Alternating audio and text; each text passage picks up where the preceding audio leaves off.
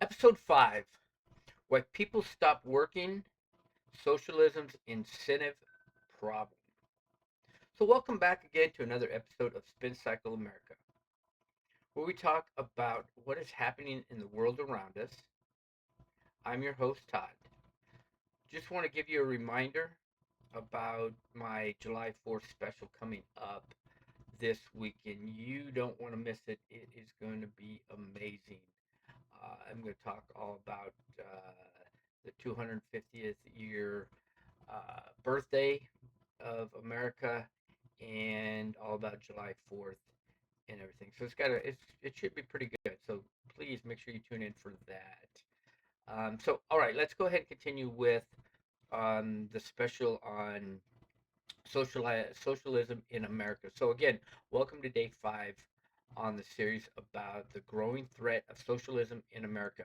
So we've covered the definition, Venezuela, the calculation problem, and the Soviet Union. So today we're going to tackle one of socialism's most damaging flaws, the incentive program. Incentives. Most everything when they put something out there has an incentive. Well, socialism's not wrong, or no different, I should say. They put out an incentive.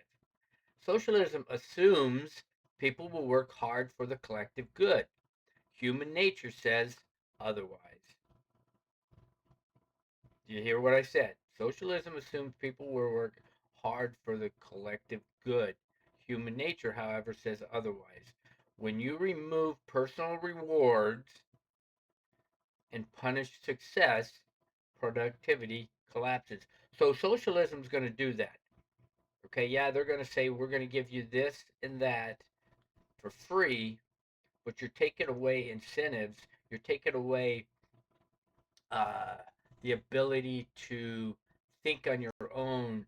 To that if I was going to invent something, why should I? If you're not going to use it, if I'm not going to get rewarded for inventing a new item that's going to make my life or your life or everybody's life easier, why should I invent something for that? And that's basically what they're saying. Okay, so the theory versus reality is this here. So in free market, incentives are clear. Work hard, be inventive, take risks, higher profit equal higher profits, better life for you and your family. Failure has consequences, so resources move to better uses. So basically, that's exactly what I just said a few minutes ago.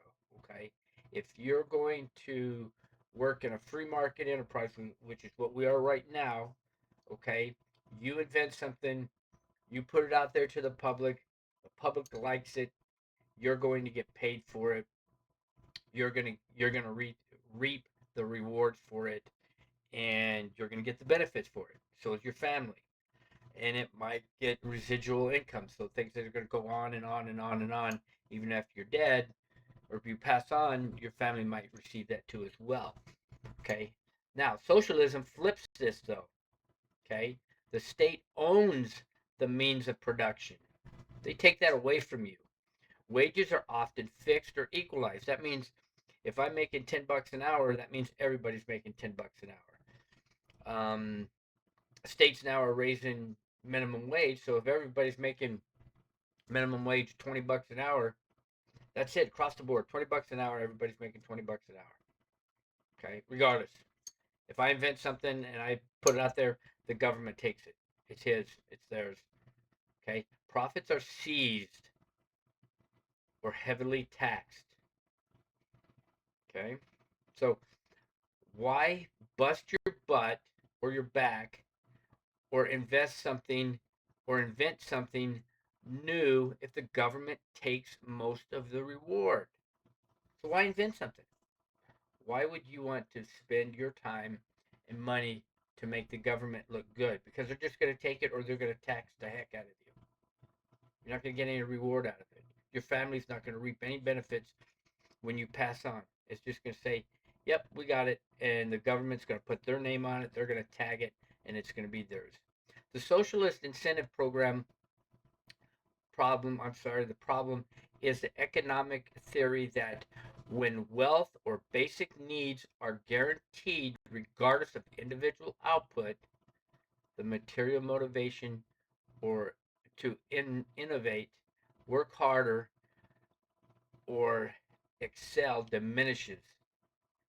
So when they take all that stuff away, it's gone. It diminishes. Why work? Why am I going to work for you?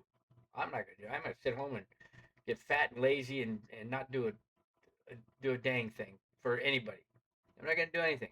What should I? I'm not going to invent anything. I'm just going to sit here and collect money because I'm going to get the same thing that my neighbor who just invented, I don't know, whatever, okay? Without the direct link between personal effort and financial rewards, productivity can stagnate. There you go. Mrs. And other economists warned about this decades ago. They told us about this a long time ago. Without strong property rights and market rewards, people respond rationally. They do the minimum. People are going to do the minimum. If I'm going to work and get the same amount that you're going to get, why should I bust my butt? I'm going to work and get the minimum. I'm going to work just whatever I have to get by. So I am not the bearer of bad news or wanting to state the obvious, but don't we see this going on now? People or groups of people not wanting to work, they're just wanting to get a free life. They just want life for free. They just want the free ride. They want all this stuff. You see it when everybody holding these signs up, pay us for reparations. Oh, I'm not paying anything for reparations. I'm not doing any of that stuff. Work for it. I don't want to get religious here on anyone right now, but I am going to state this. The Bible teaches us that believers should work hard and earn their living to support themselves. Scriptures like theologians directly states that if anyone is not willing to work, let him not eat. While Colossians also commands working heartily as serving God. Don't believe me? Look it up. Okay, so it states it in the Bible, but yet you have religious people and stuff like that stating completely the opposite.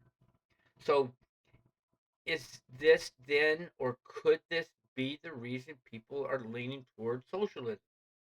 Maybe, maybe not. It's a theory. It's my theory.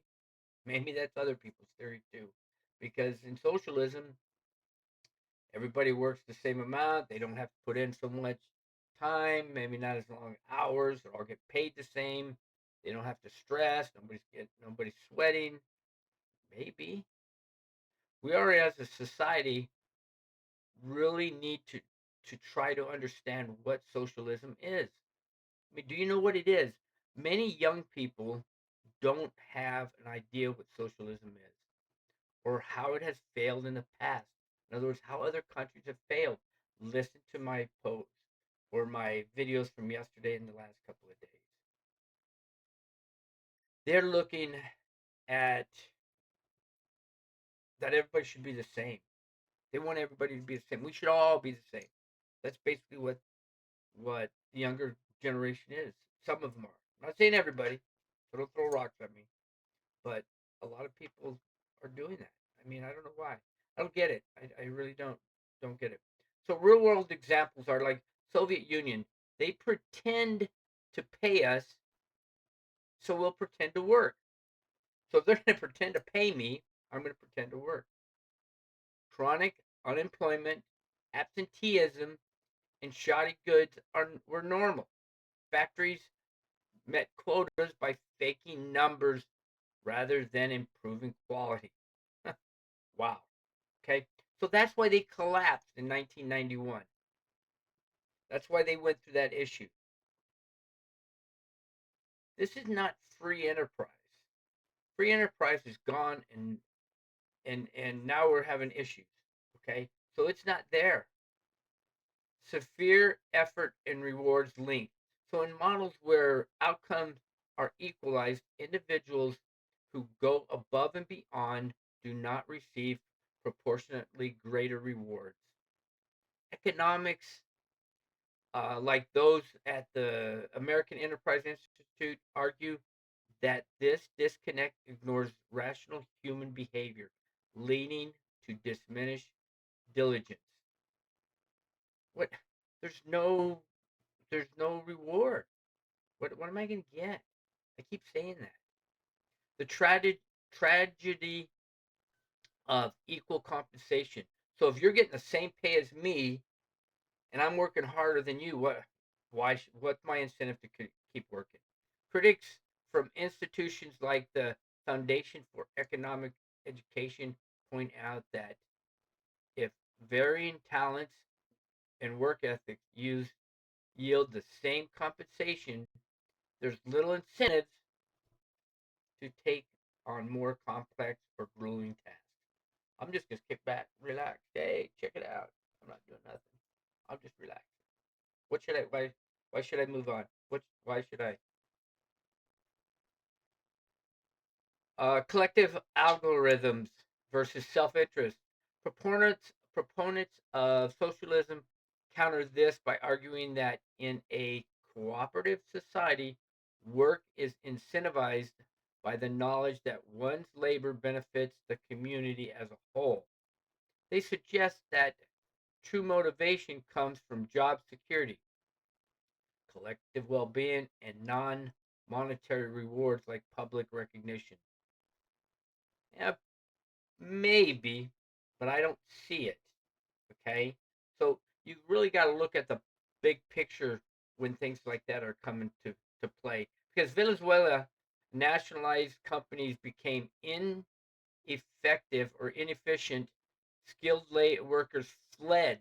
They fled the country. Corruption thrived because loyalty to the regime mattered more than competence. Wow, let that sink in for a little bit. That's the only thing is that's what's going on in New York with the mayor. He just got loyalty right now, but after certain people don't get money or getting the same amount of pay, people are going to leave. You already have people packing their bags and leaving right now. Cuba, decades of rationing and state goods led to low productivity. Many talented people left on rafts. Okay, I'm going to say that again. Many talented people left on rafts. They left the country on rafts. This influx of refugees flooding into Americas. That's what that's where it came from. You saw it. Florida boomed because of that. Even milder versions show the same pattern. High taxes and redistribution can discourage work, investment, or enterprise, entrepreneurship. Studies link socialism to slower growth, partly because of these weaknesses in incentives, weakened incentives. Why? Why do we? Why are we persistent to not look at our history and go back to history? History, yeah, I hear it from a lot of people. Why do we gotta have history? Why do we do history? What's so big about history? I hate history. Well, history teaches us so we don't repeat. That's the main reason behind history. We don't want to repeat what just happened. Why this threatens America? Well, let me tell you.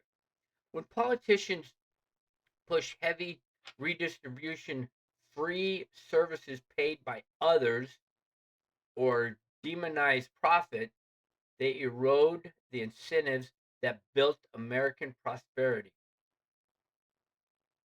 Okay, so that's what built America. I mean, come on, look at it. Everybody, you know, I need to calm down here a little bit because I see it all the time and I hear it all the time on X. One cultures on X saying, our culture is the one that built America. No, our culture built America. No, our culture built America. Every culture, when you're walking down the street, everybody that you walk by, their culture helped build America. Not no single culture built America. Everybody did. Every culture that you see walking past you invented something that's making your life better today. I don't care if you're black, white, green, Caucasian, Oriental, whatever it is. They all invented something that's making your life easier. Get over it, grow up, and start smelling the roses for a change. Holy cow. Ah, let me relax just a minute. Innovation slows bright people leave or stop trying. You want those people that you see every day on X or on Facebook or whatever to stop trying? Dependency grows. We already see warning signs in high tax jurisdictions, or overrated or overregulated sectors, as well as people leaving New York City. Why should they stick around and get taxed because they have money? Just because. Stop getting upset because somebody else has more money than you. It states in the Bible. Okay, it's one of the commandments. Don't get upset because somebody else has more stuff than you do. They worked harder than you did, and they got it. They earned it. Let them keep it. If they have more money than you, then that means they're just in a higher tax bracket. Tax them accordingly. That's all there is to it. Just tax them accordingly. Don't overtax them.